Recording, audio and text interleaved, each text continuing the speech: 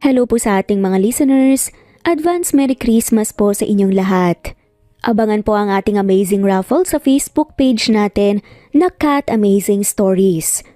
At kung gusto mong masali sa raffle, mag-subscribe lang po sa Sir Ben Horror Stories. Ilalagay ko po ang link sa comment at description box. Isinuot ng nurse ang napulot nitong singsing at ayaw nang matanggal sa kanyang daliri. Pero pilit na binabawi ito ng binatang ikakasal na sana. Siya tuloy ang hinarap sa altar. Hindi pa man tuluyang nakakalapag, ang sinasakyang eroplano ni Jessica ay labis-labis na ang tuwa niya. 2 taon din kasi siyang nagtrabaho sa abroad at miss na nga niya ang pamilya. Hilang dalang maleta. Maaliwalas na naglakad si Jessica palabas ng airport. Namiss niya rin ang simoy ng hangin sa sariling bansa, pati na rin ang klima nito. Kahit na mainit pero hindi pa man siya tuluyang nakakalabas sa paliparan. Nahagip ng paningin niya ang kumikinang na maliit na bilog sa sahig. Nagtatakang nilapitan at pinulot ni Jessica ang bagay na yun at nagulat pa nga siya dahil isa yung singsing. Maganda ang singsing at mas lalo ito naging maganda sa paningin ni Jessica dahil sa batong nasa ibabaw nito. Paborito kasi ni Jessica ang lahat ng may kumikinang dahil doon ay wala sa sariling na isuot ni Jessica sa daliri niya ang singsing. Balak niyang alisin na lang ito at ipagbigay alam sa sanggunian ng paliparan. Saktong pagangat ng tingin ni Jessica ay pagtigil ng lalaking naghahabol ng hangin sa harapan niya. Malamig sa loob pero pawisan ng lalaki. Sandali pang napatulala si Jessica habang nakatingin din ito dahil sa aaminin niyang may itsurang lalaki at malakas ang dating. Aalisin na sana ni Jessica ang singsing nang magsalita ang lalaki sa harapan niya. "Akin yan, miss." Sabay turo nito sa suot niyang singsing. Hinhingal pa rin. "Sa'yo pala to? Nasimot ko lang kanina at natuwa ko kaya naisot ko." Pilit ng ngiting-ani naman ni Jessica dahil nakaramdam siya ng awkwardness. Napangiwi naman siya dahil hindi niya maalis ang singsing sa kamay niya. Pinilit niya pa ring higitin pero sumakit lamang ang daliri niya. Ayaw maalis eh." Kinakabahang sambit niya. "What? Bakit mo kasi sinuot?" Tila naman nainis ang lalaki pero kahit anong gawin niya, hindi niya talaga mahugot ang singsing. Na para bang may sarili itong buhay na ayaw humiwalay sa kanya. "Sorry pero ayaw talagang maalis." Kutal pa na sambit ni Jessica at nahihiyang tumungo. "Akin ang pangalan mo at number mo." Seryosang sambit ng lalaki dahilan para mas lalong kabahan si Jessica. "Naku, wag mo naman akong kasuhan. Napulot ko lang naman to eh at naisuot pero ibabalik ko naman talaga." Kabang-kaba na sambit pa nga ni Jessica na ikinakunot na lamang ng noo ng lalaki. "Hindi kita kakasuhan pero kailangan ko ang pangalan at number mo dahil kailangan nating magkita para makuha ko at mabawi ang singsing dahil sa nagmamadali ako ngayon." Paliwanag pa ng lalaki. Iniabot nito ang cellphone sa kanya at siya na mismo ang naglagay ng number niya dito at buong pangalan. "Tatawag ako at huwag mong susubukan na takasan ako. Hahanapin kita." Huling sambit nito bago naglakad palayo. Naiwang nakatayo si Jessica habang tinatanaw ang lalaki. Nakuha nito ang pangalan niya pero hindi niya nalaman ang pangalan nito. Muli siyang napatitig sa singsing na nasa daliri niya. Sinubukan niya ulit itong alisin pero ayaw talaga. Napabuntong hininga na nga lamang si Jessica dahil mukhang minalas siya sa unang araw na bumalik siya. Tuwang-tuwa ang pamilya na nang makauwi siya. Marami kasi siyang inuwing pasalubong sa mga to. Pangalawa siya sa kanilang 4 na magkakapatid at isang teacher na ang ate niya habang siya ay isang nurse at kasalukuyang nag-aaral pa lamang ang dalawa na nakababatang kapatid. "Saan ka na ngayon anak magtatrabaho? May balak ka pa bang bumalik sa abroad?" Tanong ng ina ni Jessica. Umiling naman si Jessica. Hindi kasi madaling magtrabaho abroad. Hindi lang puyat at pagod ang kalaban mo, kundi na rin ang pangungulila sa pamilyang naiwan niya sa Pilipinas. May papasukan na po akong trabaho dito, ma. Nakausap ko na po yung doktor na nagpasok sa akin bago pa ako umuwi dito sa Pinas. Mga next year po ay magsisimula na rin po ko. Nakangiti niyang sambit. Mabuti kung ganun. Hindi ka na malalayo ng matagal. Usal ng mama niya. 3 araw na ang lumipas. Hindi pa tumatawag ang lalaking may-ari. Nang singsing, nasuot niya ngayon. Hindi pa rin niya ito naaalis at may naisip na nga siyang paraan para maalis ito at yun ay maghuhugas siya ng pinggan. Natapos na siya sa paghuhugas pero hindi pa rin niya maalis ang singsing na yun. Ano bang klaseng singsing to? At ayaw nang maalis. Hindi naman ito sikip nung isinuot ko ah. Naiinis na sambit pa nga ni Jessica. Laking pasasalamat din niya na hindi napapansin ng pamilya niya ang suot niyang singsing. Palagi niya rin kasing itinatago ang kamay niya sa tuwing magkakaharap sila. Nagliligpit ng gamit si Jessica nang biglang tumunog ang cellphone niya. Senyales na may tumatawag. Sandali pa siyang nagtaka nang makita ng registered ang tumatawag hanggang sa pumasok sa isip niya ang lalaki. Hello? Usal niya at hindi nga siya nagkamali sa hinala. Ako nga pala yung lalaking may-ari ng singsing. Naalis mo na ba? Tanong pa nito. Hindi pa eh. Pero baka may alam kang paraan para maalis to. Willing naman ako. Sad pa ni Jessica dahil ayaw niyang isipin na nagdadahilan siya. Okay, magkita tayo ngayon. Okay lang ba sa'yo? Kung may gagawin ka ngayon, pwede namang bukas. Sambit ng lalaki sa kabilang linya pero tumango-tango si Jessica kahit na hindi naman siya nito nakikita. Ayos lang sa akin ngayon para na rin maibalik ko na tong singsing mo. Aniya. Okay, itetext ko sa'yo ang address. Nag-okay lang si Jessica tapos ay binaba na nga niyang tawag. Ang ina niya na lang ang kasama niya ngayon sa bahay dahil may pasok ang kapatid niya. May nilakad naman ang papa niya. Naligo siya at nagayos ng sarili nito bago lumabas ang kwarto at nagpaalam sa ina. Ma, alis po muna ako, may asikasuhin lang po ako. Ano pong gusto niyong pasalubong? Nakangiti niyang tanong sa ina. Ayos na sa akin ng kahit na ano anak. At saka mag-ingat ka na lang. Nakangiti ring tugon ng mama niya. Sige ma, ibibili po kita ng pambili mong Andox. Tawa nga niya bago tuluyang umalis. Sumakay siya ng taxi at nagpahatid sa lugar na isinen sa kanya ng lalaki. Medyo malayo yon sa lugar nila. Tumigil ang sinasakyan niyang taxi sa isang mamahaling restaurant. Nagtanong pa siya sa driver kung doon ba talaga ang lugar na yon at tumangulang ito. Muli munang inilibot ni Jessica ang paningin sa buong bahagi ng lugar bago siya tuluyang naglakad. Papasok. Welcome po ma'am. May reservation po kayo? Pagbati sa kanya ng crew nang makapasok siya. May kikitain lang sana ako. Hindi niya naman mabanggit ang pangalan dahil hindi naman niya alam. Napangiwi si Jessica at tinilibot ang paningin sa loob hanggang sa tumigil ang mata niya sa lalaking nakaupo hindi kalayuan sa kanya. Saktong nagangat naman ito ng tingin at tumayo nang makita siya. Ayun na pala siya. Turin nito sa lalaki, may kinatango ng crew. Si Mr. Lopez po pala. Ani pa nga ng crew. Bago nagpaalam sa kanya, nilapitan naman siya ng lalaki at inayang maupo. Tungkol dito sa singsing, hindi ko pa rin kasi maalis eh. At sa tuwing pinipilit ko na mga alisin, namumula at saka nananakit ang daliri ko.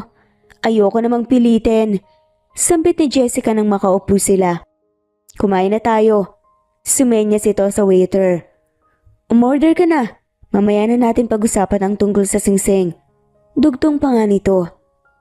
Tahimik lang na kumain si Jessica kahit na medyo nakakaramdam siya ng hiya dahil libre ito ng lalaki. Uminom siya ng tubig tapos kumuha ng tissue.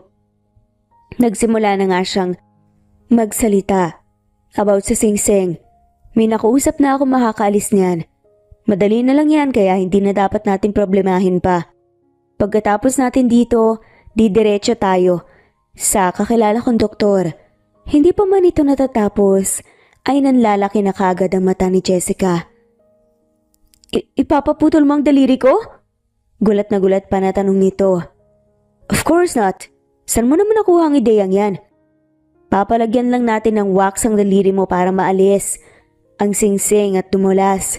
Hindi naman sa pag-ano Medyo may kakapalan kasi ang daliri mo kaya siguro ayaw maalis. Ani pa nga ng lalaki na ikinangusan na lamang ni Jessica? Dahil totoo naman, resulta yon ng pagtatrabaho niya. Masipag kang tao kaya ganun. Hindi mo kailangan mahiya. Dapat nga ay proud ka pa. Hindi inaasahan ni Jessica ang pagngiti ng lalaki sa kanya. Malapit lang daw sa restaurant ang pupuntahan nila at nagpresenta pa ang lalaki na ihatid siya pa uwi. Tara na. Aya nito at tumango siya. Hindi pa man nakakaangat si Jessica sa kanyang pagkakaupo nang may babaeng nakangiting lumapit sa kanya. Kasunod nito ang isang lalaking nasa 50 pataas. Ang edad kung kanyang titignan. Nagugulat namang nakatingin dito ang lalaking kasama niya. Ma? Takang tanong ng lalaki. Diyan anak. Hindi ko alam na magkikita tayo dito at sino tong kasama mo? Ito na ba ang girlfriend mo? Kay gandang bata naman pala. Bakit hindi mo pinapakilala sa amin ng daddy mo? Tuloy-tuloy pa na sambit nito na lalong nagpagulat kay Jessica. Mukhang na-misinterpret ata ng ina ng lalaki. Ma, hindi ko po siya girlfriend. Usa lang lalaki na ngayon niya lang nalaman ang pangalan. Dean pala ang pangalan nito base sa tawag ng ina. Kumunot naman ang noo ng ina tapos bumaling sa kanya hanggang sa unti-unting bumaba sa kamay niya ang paningin nito at huli na ang lahat para itago niya ang sariling kamay. Ikaw talaga Dean. Mapaglihim ka. Engaged ka na pala, hindi mo malang sinasabi sa amin ng daddy mo. Huwag kang magsinungaling. At ito ang patunay. Heto ang singsing na ibinigay namin sa'yo, galing pa yan sa angkan natin. Dire-diretsong pahayag nito. Ma kasi. Pinutol nito ang sasabihin ni Dian. Oops, kailangan nating magpa-party at sa wakas, ikakasal ka na. 30 ka na anak, hindi ka na bumabata pa. Kaya masaya ako na ikakasal ka na rin sa wakas. Congratulations! Bakas pa ang saya sa mukha ng ginang. Hindi alam ni Jessica kung anong sasabihin at walang lumalabas sa kanyang bibig. Hello Iha, anong pangalan mo? Tanong nito habang nakangiti. Jessica po. Tugon niya habang may pilit ng ngiti. Napakagandang pangalan, bagay na bagay sa'yo. Pwede ba kitang imbitahan sa amin? Hindi ka kasi dinadala ng anak ko eh. Pinalingan pa nito ang anak. Ano po kasi ma'am, hindi po kami ng anak niyo.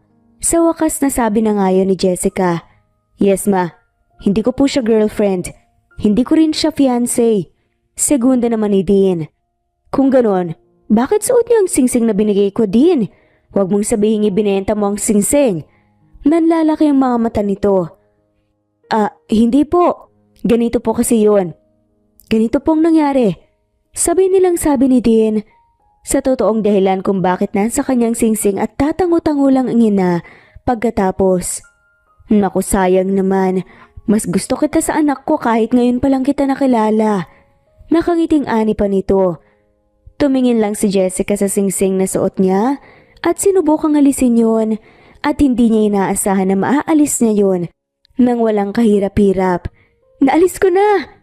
Bakas ang boses na sobrang saya. Thank God that hindi na natin kailangan pang pumunta sa kakilala ko. Usal pa nga nito. Nagpaalam na siya dito pagkatapos. Muli siyang napahawak sa daliri kung saan ang pinaglagyan ng singsing at nakita ang munting bakas doon. Isang linggo na rin mula nang makabalik sa pagtatrabaho si Jessica. Sa Manila Medical Center siya nagtatrabaho bilang isang nurse. Biglang pumasok sa isip niya si Dean. Napatanong siya sa sarili kung nakapag-propose kaya ito sa kanyang nobya. Masaya din si Jessica dahil nakatrabaho niya ang ilan sa kaklase niya nung college At isa dito ay kakasal na. Magkakaroon ako ng bridal shower at kailangan nandun kayo. Tuwang-tuwang pahayag pa nga ng kaibigan ni Ella. Kailan ba yan? Tanong naman ni Risa. Sa linggo, 2 araw lang naman tayong magli-leave. Kayo na lang rin ang mga bridesmaids ko Ani pa nga ni Ella sa kanila. Go kami dyan. Sabihin mo lang sa amin kung saan at saka congrats nga pala. Isipin mo yun? Kayo pala talagang magkakatuluyan ni Leo. Sad pa ni Risa. Si Leo ang college sweetheart ni Ella at masaya siya dahil magkakatuluyan ng dalawa. Ite-text ko ang venue. Tayo-tayo lang naman ang nandoon kaya hindi kayo dapat mag-alala. Sambit ng kaibigan na ikinatango na nga lamang niya. Sabay-sabay din silang bumalik sa kani-kanilang trabaho matapos ang kanilang lunch break. Ngayon ang araw na magkakaroon ng bridal shower ang kaibigan at gaganapin ito sa isang sikat na hotel and resort sa Manila. Hindi naman na magtataka pa si Jessica dahil mayaman ang mapapangasawa ng kaibigan niya. Sa isang private lounge nga sila nagdiwang ng bridal shower at sila silang magkaibigan lamang. Ni Ella ang naroon kaya safe sa lugar. Cheers for the soon-to-be Mrs. Fuentes! Sabay-sabay nilang sigaw habang nakataas ang mga kopita. Naghiyawan nga sila nang namatayan ng ilaw at magpalit ito ng patay sinding ilaw at pumasok ang 3 kalalakihan. Walang suot pang itaas ang mga ito na lalong ikinatili ng mga kasama ni Jessica lalo na nang mag-umpisang sumayaw ang mga ito sa harap nila. Mabuti't pinayagan ka ni Leo na kumuha ng mga ganito. Sambit ni Risa. Ngayon lang naman. At saka, kasiyahan lang. Nandyan lang din siya sa kabilang lounge. Kasama ang mga kaibigan niya. Nakangiting pahayag ni Ella sa kanila at napatango-tango na lamang sila. Umabot sila hanggang 11:00 ng gabi dahil tumawag ng fiancé ni Ella. May tama na rin si Jessica ng alak kaya minabuti na lamang niyang dito na matulog sa hotel kasamang mga kaibigan nilang iba. Sa room 276 kayo. Nandoon na si Narisa. Pindutin mo lang yung doorbell para pagbuksan kanya. Aniya sa kanya ni Ella dahil naiwan siya ng mga kaibigan sa lounge. Sige, salamat. Aniya at medyo nahihilong naglakad. Naniningkit pa nga ang mga mata ni Jessica. Habang tinitignan ang mga numero sa pintuan hanggang sa tumitigil ang mga paa niya sa tapat ng pinto. 267. Mahinang usal ni Jessica. Walang sabi-sabing lumapit doon si Jessica at pinihit ang pintuan. Sumagi pa sa isip niyang hindi naman pala nakalak ang pintuan at dahil sa tama ng alak at antok na nararamdaman, nawala na nga sa isip niyang mali ang pintong kanyang napasukan dahil ito ang room 267 at hindi room 276. Madilim sa loob at halos walang makita. Tinatamad at gustong-gusto na niyang mahiga, kaya naman nangapan na lang si Jessica sa gitna ng dilim hanggang naramdaman niya ang gilid ng kama. Dahan-dahan niyang ibinagsak ang sarili at idinantay ang mga paa. Naamoy pa niya ang panlalaking pabango pero hindi niya yon pinansin at mas yumakap pa sa katabi. Bakit parang ang haba at ang laki ng katawan mo, Risa? Ungot pa nga nito pero wala siyang sagot na natanggap. Dahil sa pagkakamaling yun ni Jessica ay mangyayari ang bagay na hindi niya inaasahan. Yun ay ang mawala ang kanyang iniingat-ingatan. Nagising si Jessica na masakit na ang buong katawan. Masakit din ang kanyang ulo habang nililibot niya ang paningin sa loob ng silid. Unti-unting bumabalik sa alaala niya ang nangyari. Tanging kumot lang ang nagsisilbing takip ng hubad niyang katawan. Napasigaw siya ng malakas at kasabay nun ay ang pagbalikwas ng lalaki sa tabi niya na lalo lamang kinagulat ni Jessica pero ang mas ikinagulat niya ay ang makita ang muka ng lalaking kumuha ng pagkabirhen niya. Walang iba kundi si Dean, ang may-ari ng singsing dati. Ikaw? Ba't nandito ka? Walang yaka, umalis ka dito. Nag-hysterical pa na sambit ni Jessica. Anong? Ako dapat ang nagtatanong sa'yo niyan. Bakit ka nandito sa suite ko? Hindi makapaniwalang usal ni Dean. Doon lamang napagtanto ni Jessica na siyang nagkamali ng pasok ng silid. Napasabunot na lamang siya sa kanyang sarili. Pero sana hindi mo ginawa sa akin to. Frustrated pa rin na sabi niya. Hindi kita nakilala kagabi dahil madilim. Nagulat din ako dahil may tumabi sa akin. May tama ako ng alak tapos yumakap ka pa sa akin at pilit isinisiksik ang ulo mo sa leeg ko. Hindi ko rin alam kung anong ginawa ko at bigla na lang akong bumigay at inangkin ka. Alam kong hindi sapat ang sorry pero maniwala ka hindi ko naman sinadya. Nangungusap ang mga mata nitong nakatingin sa kanya. Mas nag-init ang mukha ni Jessica nang makita ang mga damit niyang nagkalat sa sahig lalo na ang pang-ibaba niya. Sa akin na tong kumot. Hila pa nga niya sa comforter. Pero hubad din ako. Ungot pa ni Dean. Kinuha ni Jessica ang isang unan at inihagis yun sa lalaki. O hayan, itakip mo. Mas kailangan ko to eh. Sabay tuluyang hinila ang comforter at isa-isang pinulot ang mga damit bago dumiretso sa banyo. Nakabihis na rin ang lalaki nang makalabas siya ng banyo. Pinilit ni Jessica na iiwas ang tingin dito. I'm sorry ulit. Usal na lamang nito. Kalimutan na lang natin ang nangyari. Alis na ako. Saad ni Jessica at sa huling pagkakataon ay nilingon niya ang lalaki at hindi nakalampas sa paningin niya ang pulang mansya sa kama. Patunay na ito ang nauna sa kanya. Tad-tad ng missed calls and texts, si Jessica nang buksan niya ang kanyang cellphone. Lahat ito ay galing sa kanyang mga kaibigan. At tinatanong kung nasa na siya at kung saan siya nagpunta. Hindi nagtagal ay tumunog ang cellphone niya. Hello? Jessica, saan ka pinagpunta? Alalang-alala kami sa'yo dahil nasabi sa akin ni Larissa na hindi ka daw natulog sa suite nila. Saan ka ba galing? Sunod-sunod pa na tanong ng kaibigan. Ha? Umuwi ako kagabi. Nagtaksi ako. Pagsisinungaling na nga lamang niya dahil hindi niya ata kayang ikwento ang kagagahang nagawa niya. Ano? Umuwi ka pala? Paano kung may nangyaring masama sa'yo? Lasing na lasing ka pa naman kagabi. Ayos ka lang ba? Maayos lang ako. Pasensya na rin dahil hindi ako nakapagpaalam kagabi. Kaya ko pa naman kaya naisip kong umuwi na lang. Napapikit na lamang si Jessica dahil marami na agad siyang kasinungalingang nasabi. O sige, mag-text ka na lang rin kay Narisa kasi nag-alala sila sa'yo. Okay, baba ko na. Ani nito bago putulin ang tawag. Mabagal na naglakad siya dahil iniinda pa rin niya ang masakit na parte ng pagitan ng mga hita niya. Pumari siya ng taxi at umalis sa lugar na yon. Sa isang kabilang maraming nangyari. Namali siya ng pasok ng silid dahil sa kalasingan. Naibigay niyang sarili niya sa hindi man lamang niya kasintahan at sa lalaki pang hindi niya akalaing makikita pa niyang muli. O anak, okay ka lang ba? Masakit ba ang ulo mo? Ipagluluto kita ng sopas para mawala yung hangover mo.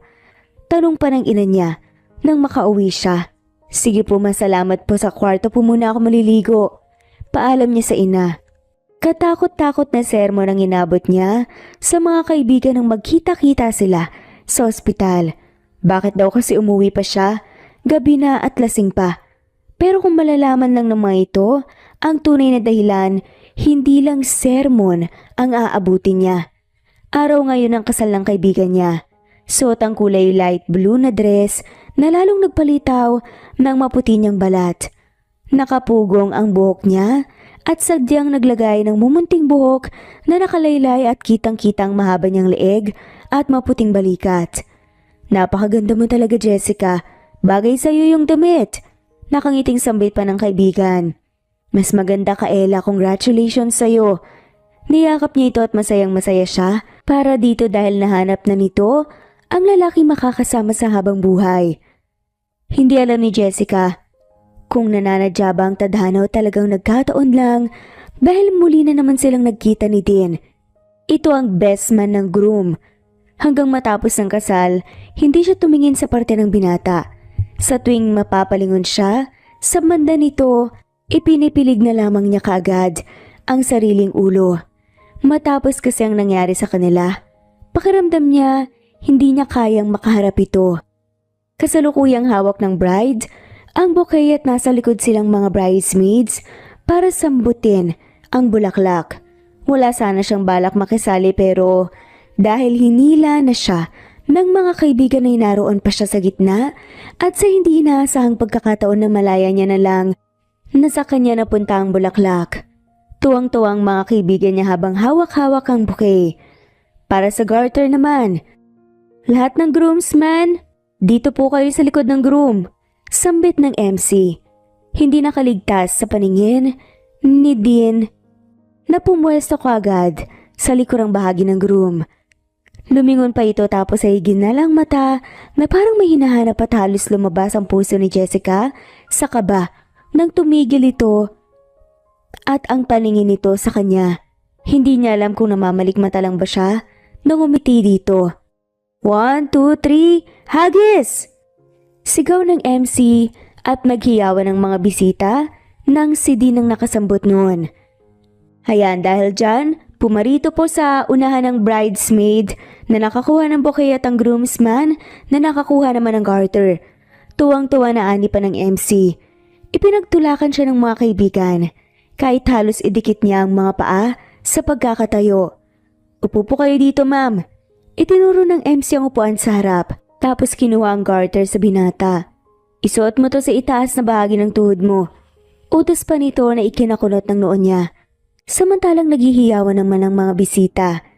Ginawa ni Jessica ang sinabi ng MC.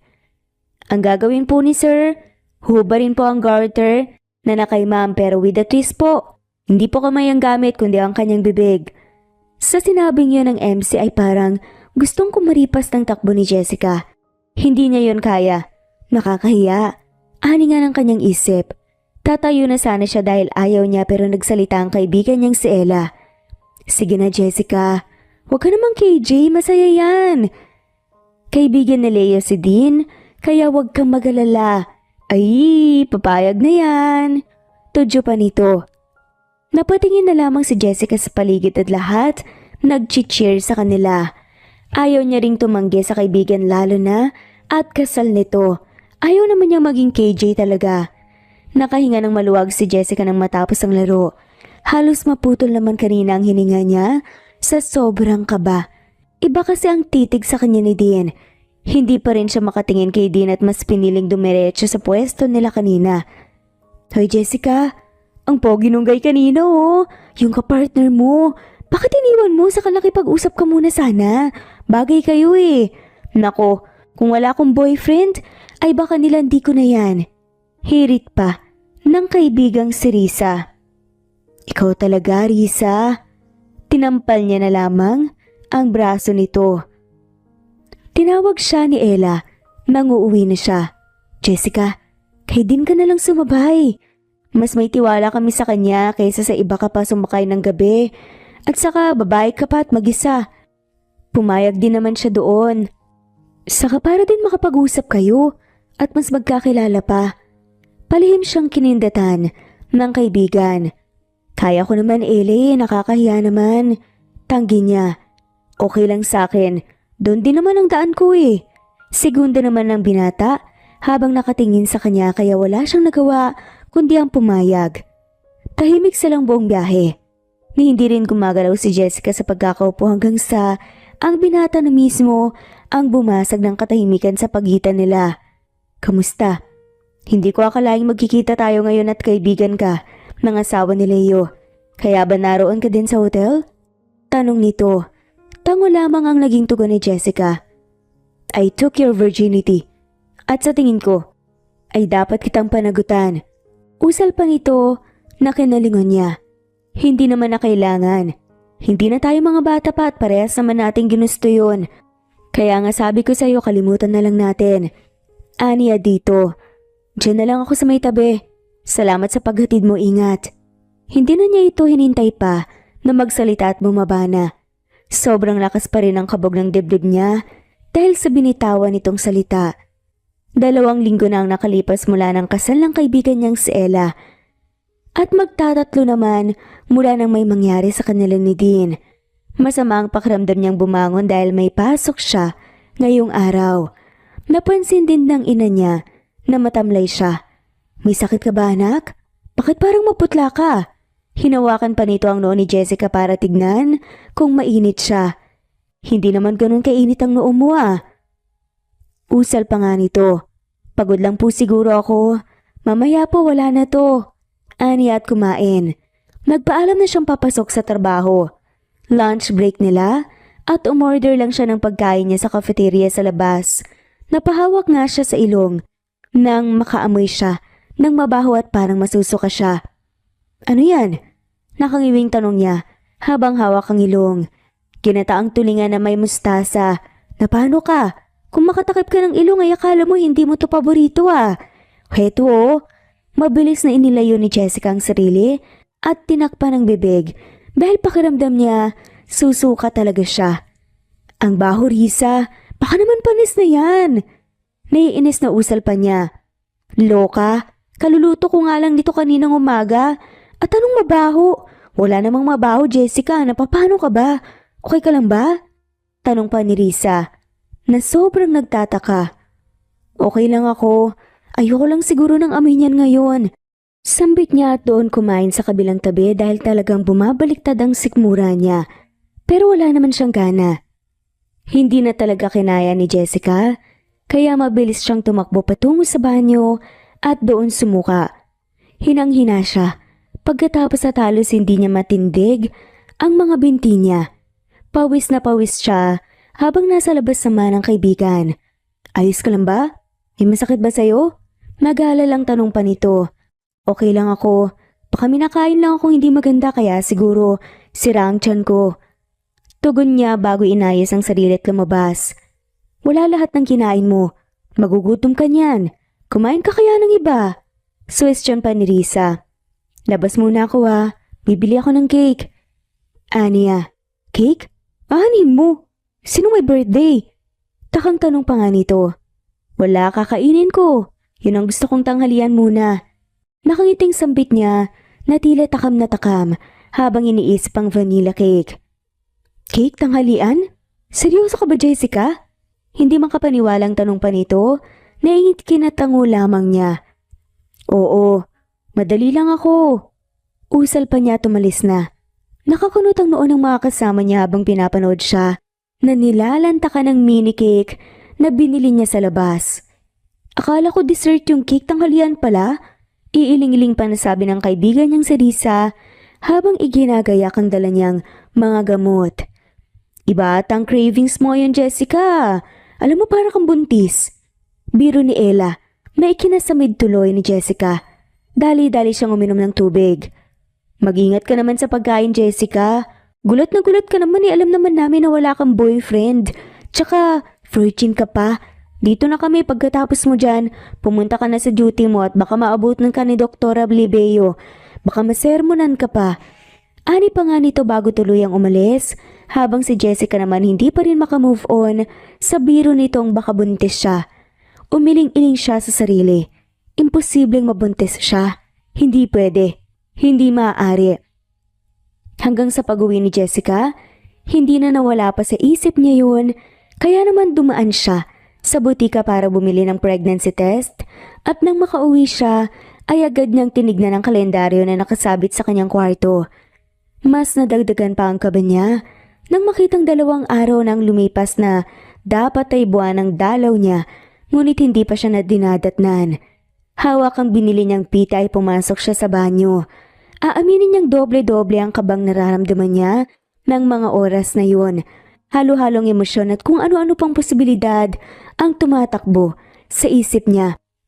Uminit ang tabing bahagi ng mata ni Jessica nang makita ang resulta ng pregnancy test.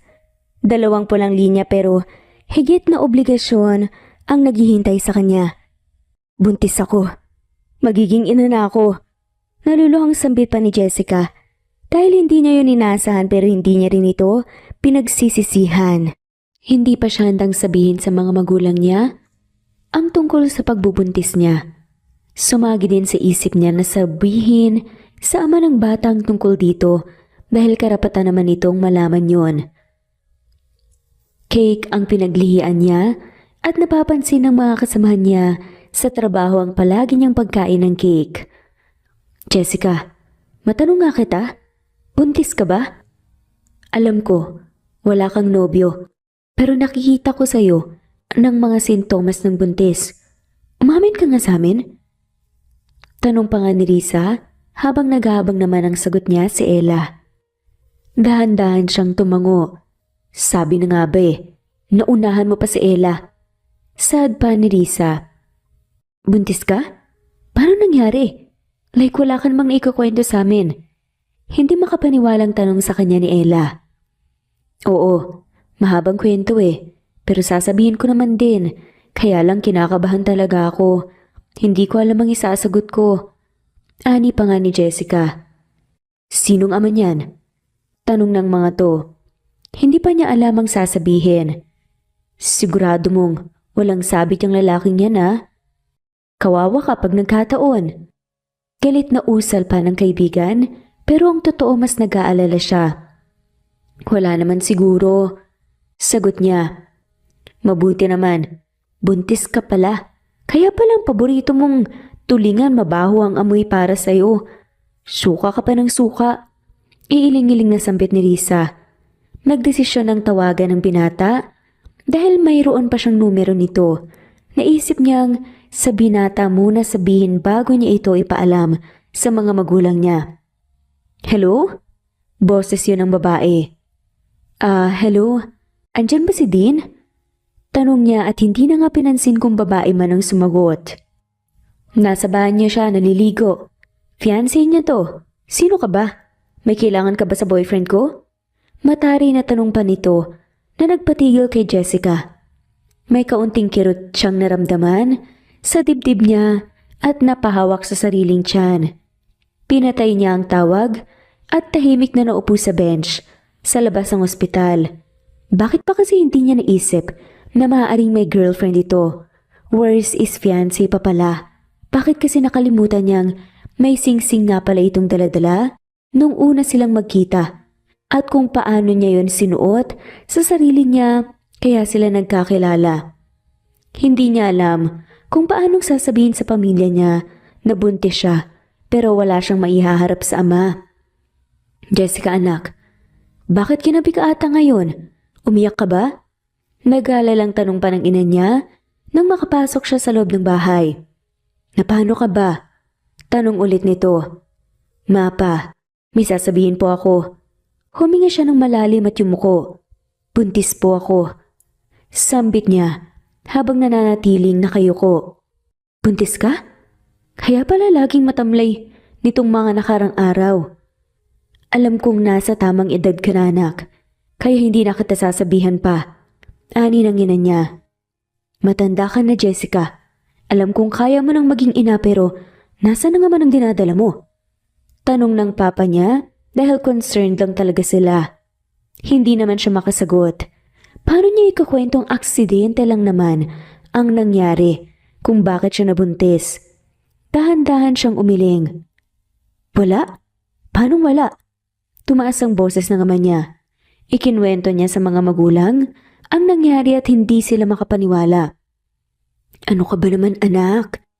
Paano na ngayon ang bata? Kaya mo bang buhayin siyang mag-isa?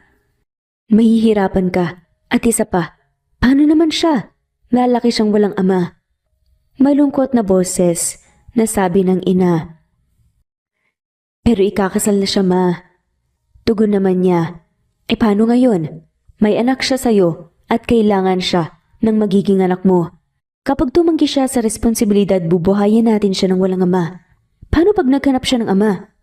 Sad pa ng ama niya ng seryoso. Bukas na bukas din, kailangan kong makausap ang lalaking yon. Kapag hindi niya kayang maging ama, hindi natin yon ipipilit sa kanya. Matulog ka na, magpahinga ka, at namumutla ka na. Sad pa ng ama ni Jessica. May kinatango na lamang niya. Muli niyang tinawagan ang number ni Dean kahit na kinakabahan siya na baka fiancé ulit nito ang sumagot. Hello Jessica?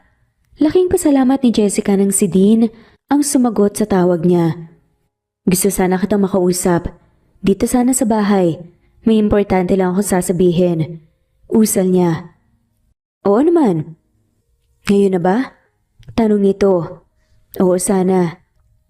Okay, pupunta na ako. Hintayin mo ako dyan. Salamat. Ani ni Jessica bago ibaba ang tawag.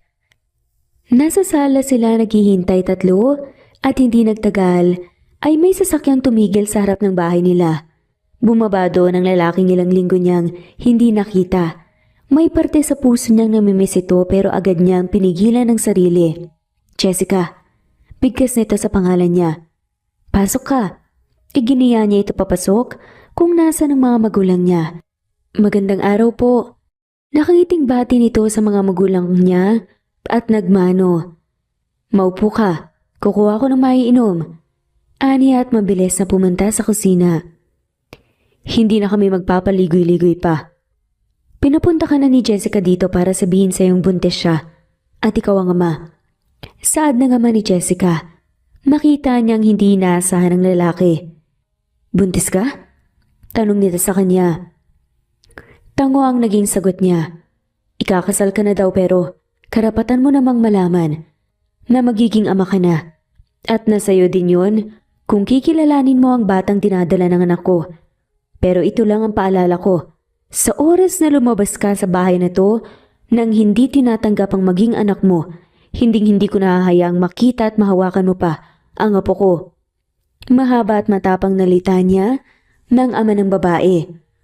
Kung iniisip mong magiging sagabal ang bata sa kasal mo, pwede ko namang kausapin ang girlfriend mo na wala akong balak manggulo. Anak ko lang ang importante sa akin. Hindi po ako ikakasal. Wala po akong fiancé. Lalo na pong wala po akong girlfriend. Natigil silang lahat sa sinabi ni Dean. Wala. Pero ang sabi ng anak ko, nang tumawag siya sa'yo kahapon, ay fiancé mo daw ang sumagot. Naninigurado pa nga, masabi ng papa niya. Naiwan ko po kasi ang cellphone ko sa opisina ko. Kaya baka po ang pinsan ko pong babayang nakasagot. Mahilig po siyang sumagot ng tawag ko lalo na po kapag babae kasi marami pong tumatawag sa akin at ginagawa niya yon para tigilan ako. Ang totoo po niyan, walang pagsidla ng tuwa ang nararamdaman ko. Dahil nalaman ko magiging ama na ako. Bakas ang saya sa boses ni Dean habang sinasabi yon, sama ni Jessica. E di pananagutan mo ang anak ko. Paninigurado pa ng ama. Opo, pananagutan ko po ang mag-ina ko. Nakangiti pa ring ani nito. Yun naman pala eh. E di tapos ang usapan. Mabuti naman at hindi mahihirapan si Jessica at ang bata kung sakaling ang ikakasal ka. Magiging anak sa labas ang apo ko kung nagkataon. Ani pa nito. Yun po ang hindi ko hahayaang mangyari. Pangako po yan. Ani pa ng binata. At ganoon ay dito ka na kumain. Magluluto na ako. Jessica, samahan mo muna siya dito. At sa kusina muna kami ng tatay mo. Paalam ng ina niya. Sorry, kung iba ang nakasagot ng tawag mo kahapon. May gusto ka bang kainin? Sana pala. Nagpadala ako. Kinakabahan kasi ako kanina nang tawagan mo ako at papuntahin. Kaya nawala sa isip ko na bumili ng kung ano. Ani pa nga nito. Okay lang. Nahihiyang tugon naman ni Jessica. Gusto ko sanang dalhin ka sa mga magulang ko para formal na ipakilala ka. Sad pa ni Dean. Hindi mo naman ako dapat inaalala. Okay lang sa akin ng bata ang panagutan mo. Anya pa. Sabay ngumiti na lamang. Jessica, ikaw ang ina ng anak ko. At hindi ko yata kayang hindi isama ang babaeng magbibigay buhay sa magiging anak ko, sa pamilyang gusto ko.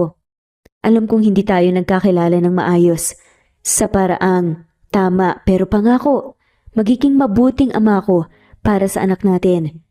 Sinserong sambit naman ni Dean sa kanya. Umalis din ito, kinagabihan at sinabing susunduin siya kinabukasan. Maagang nagising si Jessica. Nalaman na rin ng mga kapatid niya ang tungkol sa pagbubuntis niya at tuwang-tuwa ang mga to. Jessica anak, andito na si Dean sa sala, inahantay ka. Tawag ng mama niya sa labas ng kanyang kwarto. Naka-leave siya ngayon at si Dean pa mismo ang nag-file ng leave. Sa may-ari ng ospital, naabutan niya ang binatang nagkakape habang kaharap ang ama at nakikipagkwentuhan. Ayan na pala si Jessica. Sabay turo sa kanya ng ama. Nang saglit lang, ay umalis na rin sila. Alam ba ng mama mo na pupunta tayo? Tanong niya habang nasa biyahe. Yes, and they are very excited to see you. Baka nga nagpa-party na yon. Nakangiting sabi nito. Sinabi mong buntis ako? Tanong pa ni Jessica. Hindi pa, pero sinabi kong dadalhin kita. Alam mo bang mula nang makita niya ay lagi kanyang tinatanong sa akin? Gustong gusto ka ni mama. Namula naman si Jessica. Nagugutom ka na ba? Anong gusto mong kainin? Tanong pa nga nito. Sobrang naging maalaga ang lalaki kay Jessica at hindi niya inakala yun. Napangiti na lamang si Jessica. Vanilla cake. Sagot niya dahil takam na nga siya doon. Nanood lang ang binata habang nilalantakan niya ang binili nitong cake. Hindi niya ito inaalok dahil pakiramdam niya ay kulang pa iyon sa kanya. Bigla naman siyang nakaramdam ng hiya dahil halos maubos na nga niyang cake na binili nito. Sorry, hindi kita nabigyan. Paghingi niya ng pasensya. Kumain ka lang. Ang cute mong panoorin. Ngayon, alam ko na ang gusto mo. Araw-araw na kitang dadalhan yan. Nakangiting sambit nito. Umangat ang kamay nito at idinikit sa gilid ng labi niya hanggang sa maramdaman niyang may pinahid dito. Salamat. Usal na lamang niya. Higit isang oras ang naging biyahe nila bago sila tuluyang nakarating. Sa isang subdivision sila pumasok at ilang kilometro lang ay nandun na sila sa tapat ng isang malaking bahay na napapalibutan ng mataas na magarang pader. Sa gitna nun ay ang napakalaking gate. 2 busina ang ginawa ni Dean bago buksan ng isang kasambahayang gate. Naunang bumaba kay Jessica ang binata bago ito umikot sa kanang bahagi at pagbuksan siya. Tara na sa loob. Usal pa nito tapos ay ngumiti. Hinawakan siya nito sa braso at sabay silang naglakad papasok. Good morning po sir. Nasa patio po si na ma'am. Saad nang nakasalubong nilang kasambahay. Ganun ba? Salamat. Sambit ni Dean dito bago siya iginiya papunta sa kinaroroonan ng mga magulang nito. Malaki at maaliwalas ang bahay. Hindi may pagkakailang mayaman ng pamilya ng binata base pa lamang sa mga mamahaling kagamitan na nakadisenyo dito.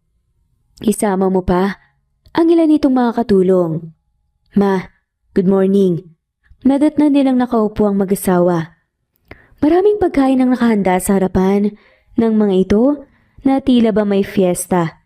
Kahit aapat naman silang naroon. Dean anak, nandito na pala kayo. Good morning iha.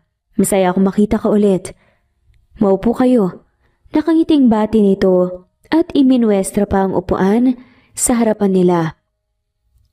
Magkwentuhan tayo habang kumakain. Masaya ako nang sabihin sa akin ni Dean na dadalhin ka niya dito. Alam mo bang ikaw pa lang ang babaeng iniuwi ng anak ko? At saka may sasabihin daw kayo? Tuloy-tuloy na sambit pa ng ginang na tinugon lamang ng matamis na ngiti ni Jessica. Hindi siya makapaniwalang siya pa lamang ang babaeng dinala dito ni Dean. Kumain muna tayo, Dina. Maya-maya natin pag-uusapan ang tungkol dyan. Hindi naman halatang excited ka. Natatawa pang saad ng ama ng binata. Sige na nga, anak, kasi kasuhin mo si Jessica. Utos ng ina na ginagawa naman ni Dean. Ito ang naglagay ng pagkain sa pinggan niya. Sa kabila ng pagkain niya ng cake, kanina gutom pa rin siya. Matapos nilang kumain, ipinaligpit na nga ng ina ni Dean ang nasa lapag. Ma, about sa balitang sasabihin namin. Jessica is pregnant and I'm the father. Diretsahang pahayag na nga ni Dean.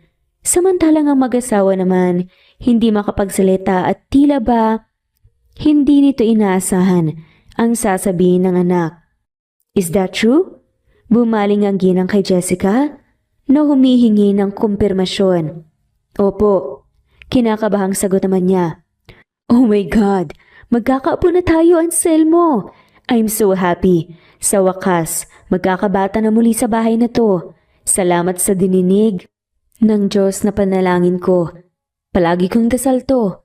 Tuwang-tuwa nitong sambit May kinapanatag ng loob ni Jessica. Buong akala niya hindi yun matatanggap ng mga magulang ng binata. Masaya din ako. Congratulations, son! And to you, Iha. Welcome to our family. Nakangiting pahayag naman ng daddy ni Dean. Kailan ang kasal? Dean, dapat bongga ang kasala, dapat may ikasal kayo bago lumaki ang tiyan ni Jessica para hindi siya mahirapan. Suwestyon ng ginang, may kinakaba naman ni Jessica dahil hindi pumasok sa isip niya. Ang kasal. Ma, about that. Hindi kasi ganun kadali ang relasyon namin. And I want it to be slow. Hindi kami naging mag-girlfriend and boyfriend at alam kong deserve ni Jessica na dumaan sa formal na relasyon muna.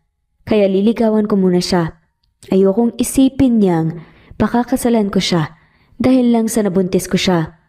Mahabang litanya ni Dean. Ganun ba anak?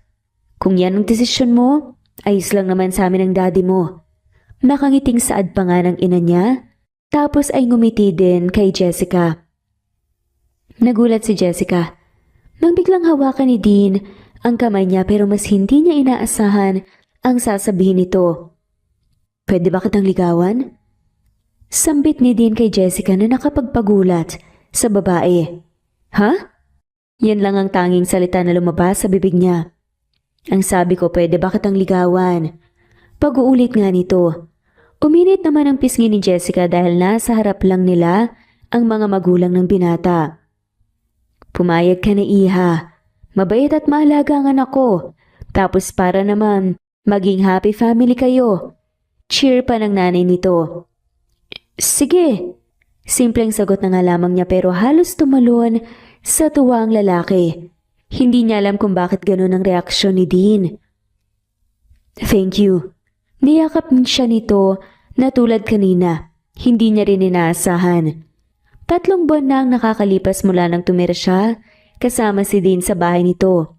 Naalala pa niya kung paanong nagpaalam ang binata sa pamilya niya. Masaya din siya na nire-respeto siya ng lalaki kasi hanggang ngayon ay magkabukod pa rin sila ng silid. Halata din ang tiyan ni Jessica at kasalukuyan pa rin siyang nagtatrabaho sa ospital kahit noong una ay ayaw siyang payagan ni Dean pero matigas ang ulo niya. Hindi niya kasi kayang maupo lang maghapon at walang gawin. Siguro kapag nahihirapan na talaga siya, malaki na ang tiyan, ay saka siya magpapahinga. Pero sa ngayon ay mahal niya ang ginagawa niya. Good morning, baby. Bati pa nga ni Dean isang umaga nang pumasok siya sa kusina. Nakatingin ito sa kanya tapos ay bumaba ang tingin nito sa hindi kalakihang tiyan ni Jessica. Nag-good morning si Jessica at ipinaghila siya nito ng upuan tapos ay inabutan siya ng gatas. Napakaswerte niya sa lalaki dahil walang araw na hindi ito maagang gumigising para ipaghanda siya ng pagkain. Iaatin na kita sa trabaho, tapos pupunta tayo sa check-up mo mamaya. Pupuntahan kita sa ospital. Sambit nito habang nakatingin sa kanya. Sige. Nakangiti naman niyang tugon. Ganon ang araw-araw na setup nilang dalawa. Si Dean ang gumigising ng maaga para magluto. At laking pasalamat naman ni Jessica dahil hindi ito nagrereklamo at tanging gawain niya lang ay ang ayusin ang necktie nito tuwing umaga. Humahanga siya dahil sobrang responsable pala ng lalaki. Ayan, okay na. Sad niya isang umaga, tapos muli niya ipang sinuri ang itsura ng lalaki. Nagulat si Jessica nang maramdamang dumampi ang labi ni Dean sa noo niya. I love you. Mahinang usal pa ng binata sapat lang para marinig niya. Hindi siya makaimik. Hindi niya alam kung anong dapat niyang sabihin. Hindi mo kailangan sagutin. I am willing to wait. Let's go? Tumango na lamang siya. Tulad ng sinabi ng binata ay pumunta ito sa kanya para samahan siya sa check-up niya. Masaya din siya dahil hindi masela ng pagbubuntis niya at hindi siya nahihirapan. Kasalukuyang nakaupo si Jessica sa sofa, 7:00 na ng gabi, pero hindi pa umuuwi si Dean. Tanging kasambahay lang nila na si Aling Tess ang kasama niya. Kanina pa nga siya nito pinapatulog pero nag-aalala kasi siya sa lalaki kaya hindi siya mapakali. Napatayo siya nang marinig ang makina ng sasakyan sa labas. Laking pasalamat niya na dumating na si Dean. Ilang araw na rin itong ginagabi at talagang naninibago siya. Hindi ka pa pala natutulog. Sorry kung pinaghintay kita. Huwag ka mag-alala. Tatapusin ko lang ang problema ko at okay na sasabihin ko sa'yo. Kunot noong saad pa nga.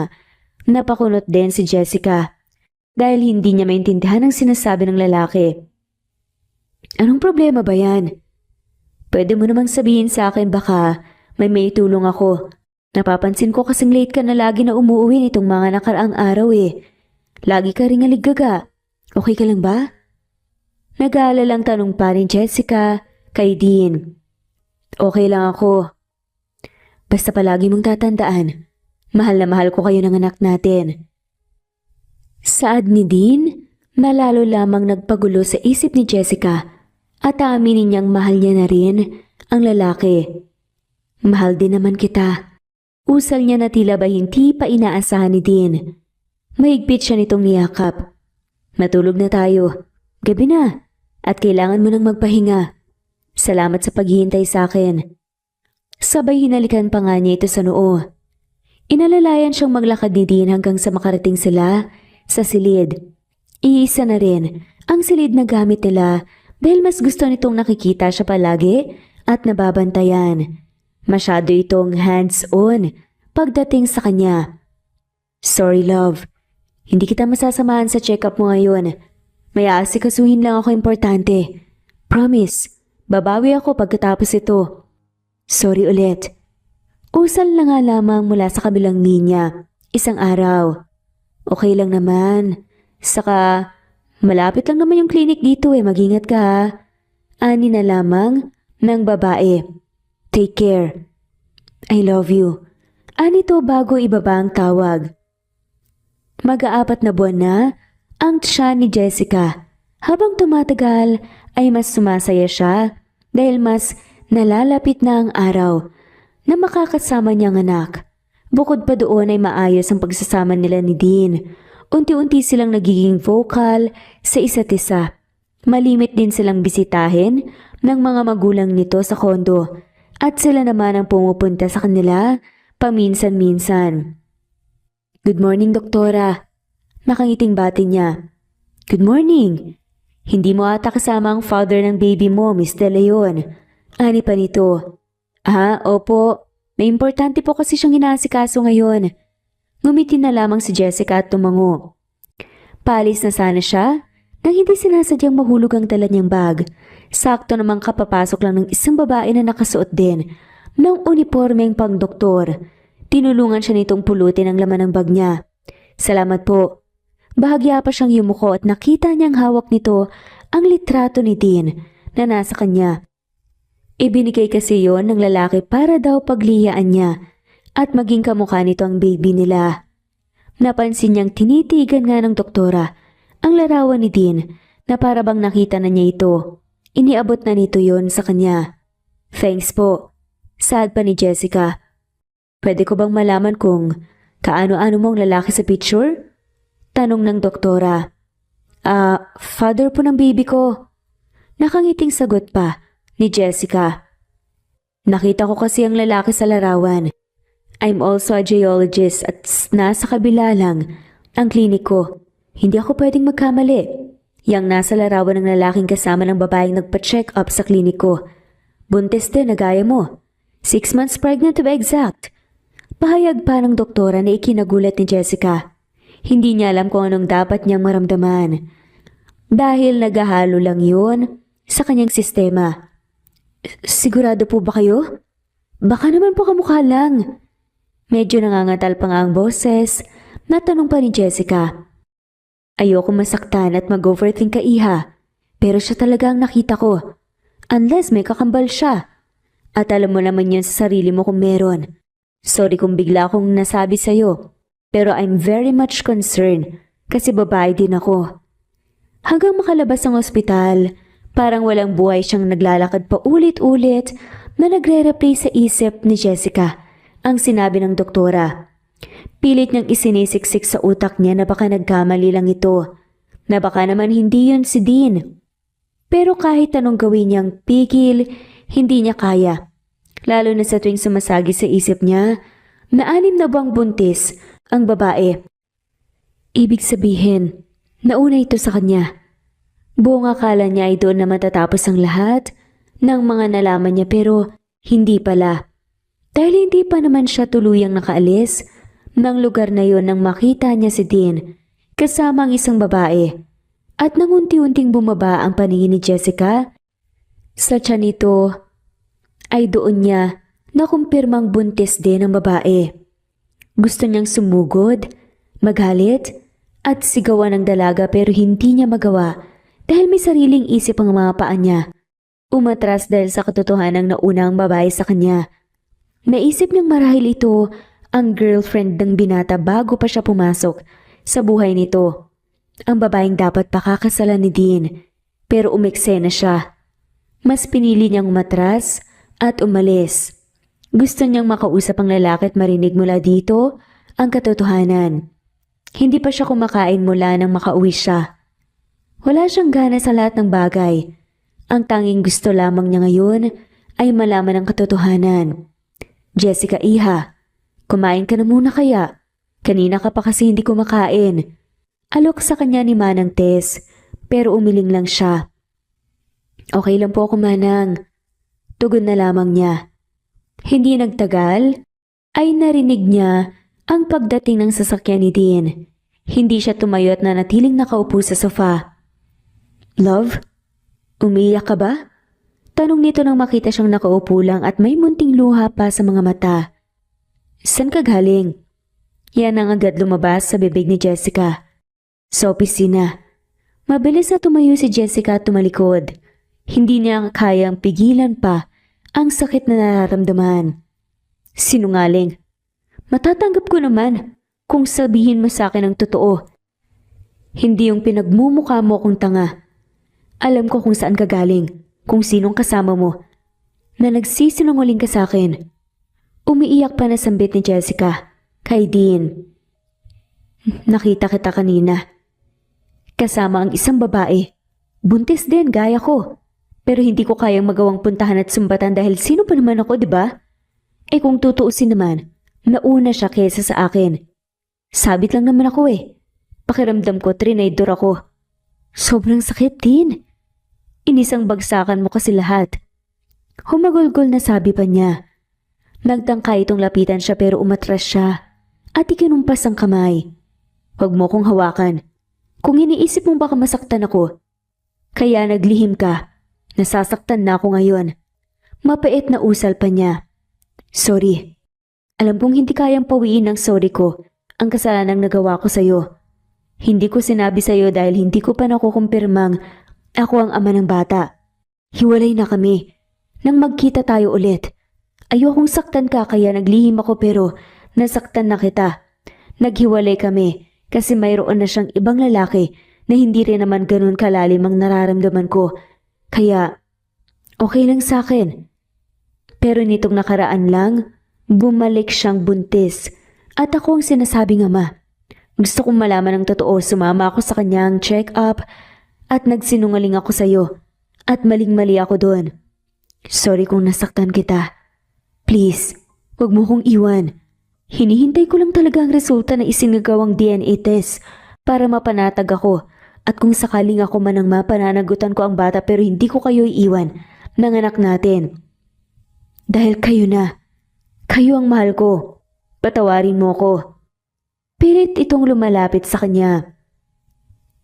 Dapat alam mo kung ikaw ang ama ng bata. Bakit pa na DNA test mo pa?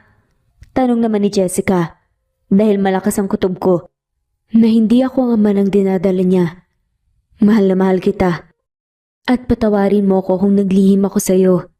Inisang hakbang ni Dean ang pagitan nila ni Jessica at niyakap ito na tila ba ayaw na siyang pakawalan pa. Nalaman ng mga magulang ni Dean ang nangyari at galit na galit ito sa kanilang anak. Hindi kita tinuruang magsinungaling din. Paano na lang kung may nangyaring masama sa mag-ina mo dahil sa sama ng nararamdaman, ha? Dapat sinabi mo pa rin ang tungkol dyan. Sa babaeng sino nga ulit yun? Anas nga ng ina niya. Si Stacy po. Tugon naman ni Dean. Yang Stacy na yan, hindi ko pa man nakikita ayoko na sa kanya. Pag nalaman ko, talaga na nagsisinungaling ang babae niya, malilintikan siya sa akin. Inis na sambit pa ng ginang. Lumipas ang 1 linggo, naiwan si Jessica sa bahay dahil hindi na siya pinayagang magtrabaho ni Dean. Nakapag-usap na rin sila ng maayos tungkol sa nangyari at ngayong araw din ang labas ng resulta. Nasa kusina siya nang marinig niya ang doorbell mula sa labas. Ako nang pupunta, iha. Ani pa ni Manang Tess sa kanya. Sige po. Ilang saglit lang din, lumabas na siya ng kusina para tignan kung sino ang bisita at nagulat siyang may nadatnan ang isang babae. Nakatalikod man, ay kilala na niya agad kung sino ito. Anong kailangan mo? Tanong niya dahilan para lingunin siya nito. Ikaw pala. Nandito ko para sa ama ng anak ko. Nakaising sambit pa ng babae bago bumaba ang tingin sa tiyan ni Jessica. Buntis ka din pala, kaso nga lang, mas nauna ako sa'yo. At sigurado din akong kapag nalaman na ni Dean ang resulta, mas pipiliin niya ako kaysa sa'yo. Mapangasar pa, maani nito. Si Dean ba talaga ang ama? Sa pagkakatanong ito ay sumama ang mukha ng babae at may kinuhang papel sa dala nitong bag. Heto, sabay abot sa kanya. Basahin mo ang resulta. Nakangising sambit nito. Tinanggap niya ang papel at binuksan yun. Tumambad sa kanyang resulta. 99.9% na nagmatch ang DNA test kay Dean. Ibig sabihin na ito ang ama ng bata. Hindi niya alam kung bakit nasasaktan siya kahit na posible naman talaga yun. Masakit ba? Sabi ko naman kasi sa'yo dapat hindi ka na muna nagsasaya. Dahil ang anak ko ang magiging legal na anak. May diing sambit pa nito. Natigil sila sa pag-uusap nang pumasok si Dean kasunod ang isang lalaki. Nakita niyang gunagulat ang babaeng kaharap nang makita ang dalawa. Anong sinabi mo kay Jessica? Nakuha ko ng resulta at tulad ng inaasahan ko. Mamanipulahin mo yun. Kaya naman nagpa-test din ako sa iba at hindi parehas ang resultang lumabas. Hindi ako ang ama ng batang dinadala mo, kundi siya. Umamin din siya sa akin na siya ang tatay pero pilit mo daw ipinapaako sa akin. Tapos may gana ka pang magsalita ng ganyan? Hey Jessica, umalis na kayo bago pa kita kasuhan ng paggugulo. Seryosong sambit pa ni Dean na may masamang tingin na ipinupukol sa babae. Pilit namang hinihila paalis ng lalaki si Stacy pero nagmamatigas ito. Ano ba, Leandro? Bitawan mo ko. Panira ka talaga sa lahat. Wala ka talagang kwenta. Sigaw pa ng babae sa lalaki at narinig pa rin niyang nagwawala ito kahit nakalabas na. Okay ka lang ba? Wala ba siyang ginawa sa'yo? May bahid ng pag-aalalang tanong nito sa kanya. Ayos lang ako. Hindi naman niya ako nasaktan kasi buntis din siya. Hindi ko lang talaga akalaing magagawa niyang pakain ng resulta. Ani pa niya. Naisip ko yun. Kaya gumawa ako ng paraan para malaman ang totoo. At tama ako. Nakangiting sambit nito. Simula ngayon nangangako kung hindi na ako maglilihim sa'yo sa kahit na anong bagay. Patawarin mo ako sa lahat ng kasalanan at kasinungalingan ko sa'yo. Mas magiging maingat na ako sa mga desisyon ko dahil hindi ko kayo kayang mawala. Mahal na mahal ko kayo. Sinserong ani nito bago siya halikan sa noo at yakapin. Nung una, galit na galit pa ang nanay ni Dean kay Stacy pero sinabi niyang okay na ang lahat. At maayos na kaya hayaan na lang ng babae para hindi na magkaroon pa ng gulo. Malapit na ang kabuwanan niya, kaya tumigil muna si Dean sa trabaho at nag-focus sa kanya. Ang amo muna nito ang namahala sa naiwan niyang responsibilidad sa kumpanya. Malaki at bilog na bilog ang tiyan ni Jessica, kaya naman nahihirapan na siyang gumalaw. Pero tuwing umaga, sinasamahan siya ni Dean upang maglakad-lakad sa harap ng kanilang bahay dahil maganda daw yon sa buntis. Katatapos lamang nilang kumain at hindi pa siya nakatayo sa lamesa nang sumakit ng todo ang tiyan ni Jessica. Napaaray na lamang siya. Ininda niya habang nakahawak sa tagiliran. Dali-dali naman siyang nilapitan ni Dean. Okay ka lang ba? Dadali na kita sa ospital. Mabilis na sambit nito at binuhat siya. Pinakuha din ito ang mga gamit niya sa kwarto, kay Manang Tess, at mabilis na pinasibad ang sasakyan. Kanina pa hindi mapakali sa labas ng delivery room si Dean. Nasa loob kasi ang asawa. At hindi pa lumalabas ang doktor. Calm down, son. Nahihilo kami sa'yo. Sambit ng ina ng lalaki. Kinakabahan ako, Mae. Ani na lamang ni Dean. Huwag ka nang mag-alala. Magiging maayos ang mag-ina mo. Ani naman ang ina nito. Ilang minuto lamang ay lumabas na ang doktor at nakangiting humarap sa kanila. Successful po ang delivery. Pwede niyo na po silang makita. Pahayag pa nito. Salamat po, Dok. Masayang usal naman ni Dean. At tila naluluha na. Walang pagsidla ng saya na naramdaman ni Dean nang masilaya ng babaeng mahal niya at ang anak nila. Kita niya ang pagod sa mukha ni Jessica kaya naman nilapitan niya ito at hinagkan sa noo. Mas lalo kitang minahal. Maraming salamat sa pagbibigay ng magandang regalo sa akin. Sambit ni Dean at muling hinagkan sa noo si Jessica. Isang malusog na batang lalaki ang anak nila ni Jessica. Pinangalanan nila itong Joaquin Dave Lopez. Kinuha mula sa kanilang pangalan. Kabababa lamang nila ng eroplano galing sa bakasyon. 5 buwan na ang anak nila ni Dean. Kasama nila ang kanya-kanyang magulang at ang mama pa ng lalaki ang may karga sa anak nila. Mauna na kami sa sasakyan ha. May dadaanan pa itong si Dean. Hintayin mo na iha. Kami nang bahala kay baby Joaquin. Ani ng ina ng lalaki. Sige po. Tugon naman niya. Sandaling nagpaalam si Dean sa kanya na may kukunin lang daw ito kaya naiwan siyang mag-isa. Ilang sandali lamang narinig niya ang isang pamilyar na boses habang kumakanta. Hanggang sa matanawan niya sa hindi kalayuan ng lalaking kanina lamang ay naiisip niya.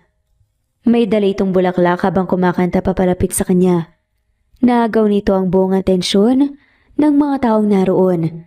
Maraming naghiyawan at tila kinikilig pa sa ginagawa ni Dean, lalo na nang makalapit ito. Iniabot nito ang bulaklak sa kanya na nakangiti niyang tinanggap. Salamat. Mahinang usal naman ng babae. Mas lalong lumakas ang sigawan ng dahan-dahang lumuhod si Dean sa harap niya at ilabas ang singsing na sobrang pamilyar sa kanya. Jessica De Leon, will you please marry me?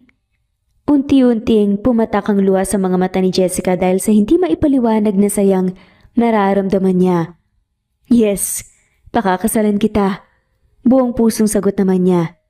Naramdaman niyang isinuot na nga nito ang singsing sa kanya. Thank you. Hinding-hindi ko sasayangin ang lahat ng pagkakataong binigay mo sa akin. Importante sa akin ang lugar na to. At ang singsing dahil ito ang naging daan upang makilala kita. Mahal na mahal kita.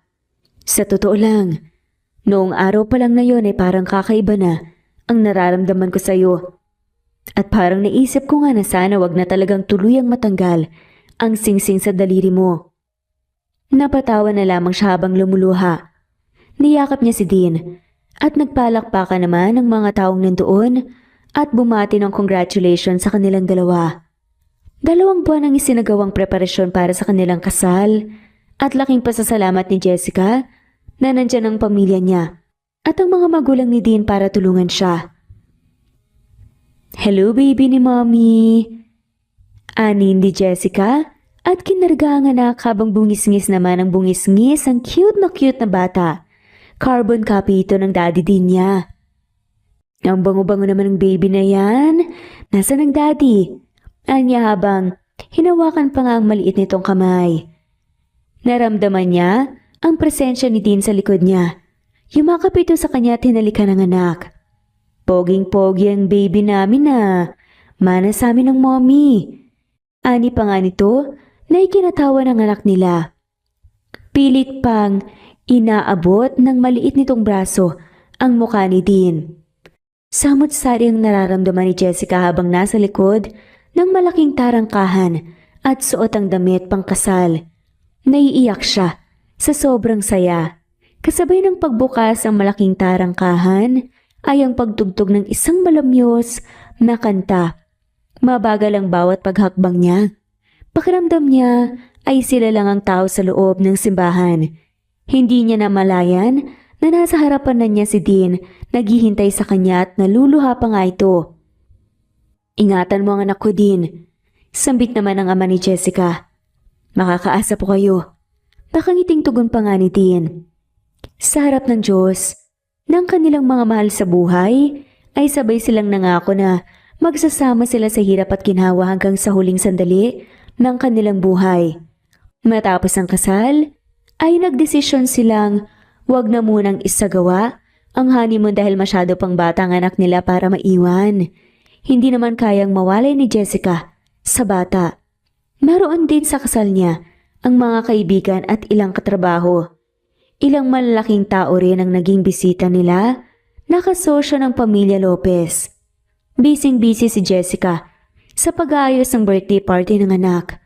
Ilang araw na lang kasi at isang taon na ito at bilang ina ay gusto niyang siya mismo ang mag-aasikaso.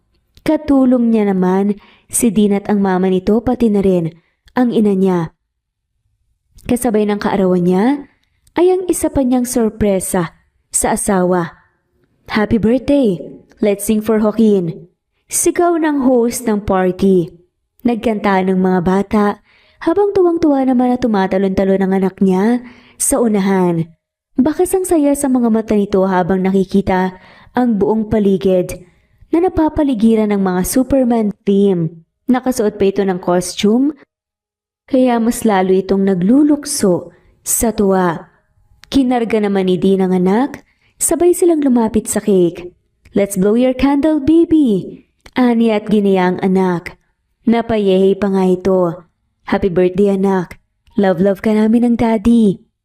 Saad naman ni Jessica at hinalikan ng bata at niyakap. We love you so much, son.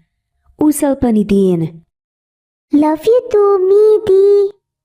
Medyo bulol pa nga na sambit nito pero sapat na para maintindihan nila. May regalo ko sa'yo.